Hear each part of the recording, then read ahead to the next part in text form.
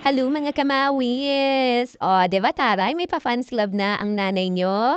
So, another kicking day for Kuya Austin. So, this video was taken last Tuesday during his one-on-one training.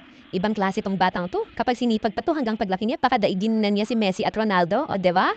O, proud kami ni Hunter ni Kwa dito. Kay Kuya Austin pagdating sa sports, may pinagmanahan talaga. Kahit anong sports ibigay mo sa kanya, kaya niyang gawin sa murang edad. So, eto, pinag-try namin siya mag-football all this summer break. Actually, sila ni Angelo. Para naman ma-release nila yung energy nila at kakulitan dahil nga boys itong mga ito, no? Grabe talaga. So, yun nga, first day pa lang ng summer module nila, di sa pagmamayabang no? Nilapitan kami ng mga coaches, hindi lang isa, halos silang lahat. Napakagaling daw nitong Austin sumipa para sa isang 5 years old na bata. Tapos first time pang maglaro ng football. Eh syempre, bilang isang magulang, kinilig kaming dalawa ni Antorni ko. So yun nga, fast forward yung isang coach lumapit sa amin at nagpakilala at nag-offer na ng one-on-one training para dito kay Kuya Austin namin.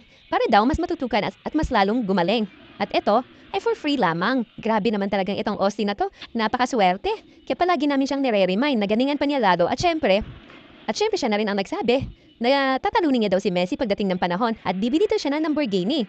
At take note, pati kami ng tatay niya bibilhan ng Lamborghini. Tag-isa daw kami. Galing naman talaga ng batang to. So yan na muna mga kamawis. Bye!